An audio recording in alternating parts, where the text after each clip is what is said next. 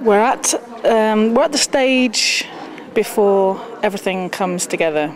So what's happening today is we're back in the Civic Hall after being in our studio space, and it's about the participants feeling like they're in a position where they can let the production live, and by that I mean that they start at the beginning and the thing just rolls and they live within it. They bring it to life, they do their bit, and they tell the story. And until this point, we've been getting them ready for that moment, and we're just on the brink of it. So it's an exciting time, but it's also quite a nerve-wracking time. And I think they're feeling that pressure. So people are really pushing themselves. People are coming to rehearsals having practiced their lines at home. People have met up in their spare time and got together. So people are really committed to what they're doing, and now it's up to us to make sure they've got the confidence and the skills just to do what they've been practicing for. I think what's been distinctive about the project is you get this in other participation projects, but the way that people are doing something that they really have never done before. And for some of our participants, of course, this is at quite a late stage in their lives. So I've been quite struck by this thing of being brave in a way where you really are taking a leap of faith and stepping into the unknown, and being out of your comfort zone, being out of the way people are rising to that challenge has been quite incredible in this project, I'd say. It's about a girl who is taught to read when no one else believes that possible, and it takes a stranger and someone who's not her own age and someone who's not an adult caring in terms of a family member or a teacher. It's someone that just sees a spark in her, and their relationship grows. I think one of the successes of the project is the way the group are equal. I think each member of this group are equal members of that group, and I think regardless of background, age, academic ability, whether they've done anything like this before, everybody when they come into this space has equal responsibility for inputting and investing and doing their bit. And I think at this stage where the performance is put on, I think they'll feel that more. They'll feel that collective sense of responsibility, and that shared experience of making a play and putting it on and having that sense of achievement. That's a success. That although the foundation stones are in place for that to happen, I think we always try and magic more time at this stage. So I think a project like this could have easily have taken 2 years. We could have been at this stage 6 months ago, and that wouldn't have been a bad thing.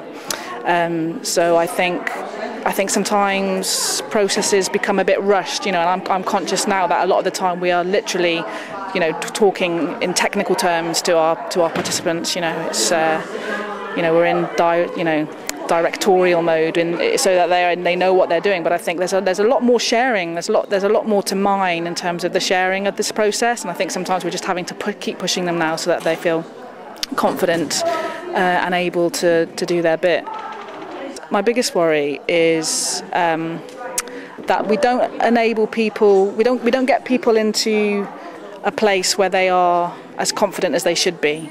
I think we're getting there, but I think it takes quite a while for people to feel like fearless, I suppose. And you're never going to be entirely fearless, because you never are when you're putting on a show. There will be people worrying on that first night, but I think it's making sure that people have had enough time to practice so that they feel confident in what they're doing. So it's the ticking clock. That's my biggest worry, is the ticking clock always. I think I've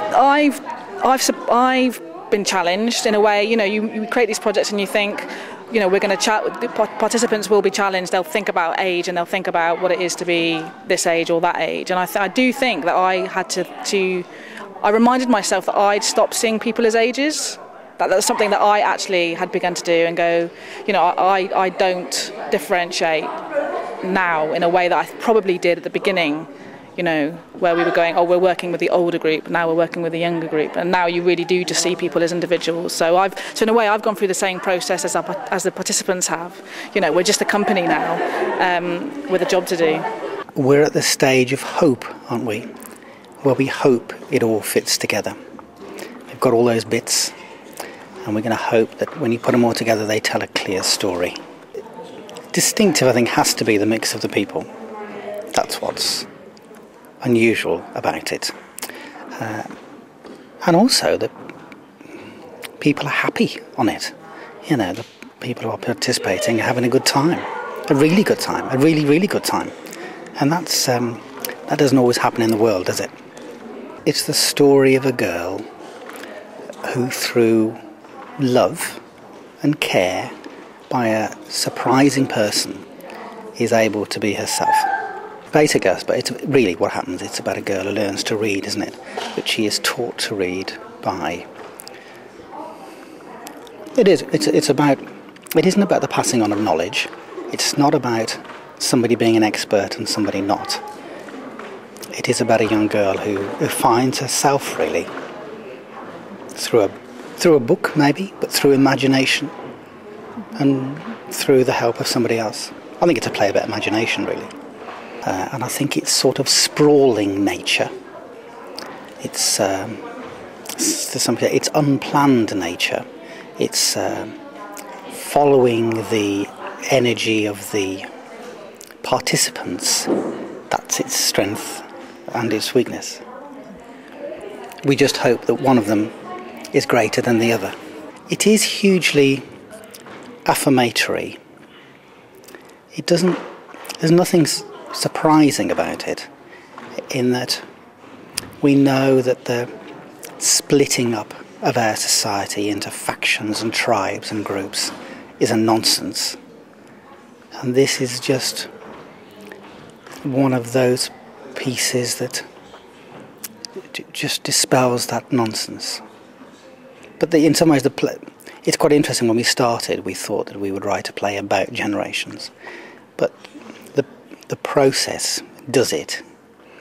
You know, on the first day of rehearsals, when you get people aged between 11 and 80 odd in the same room making theatre together, that is it. The play doesn't have to say that.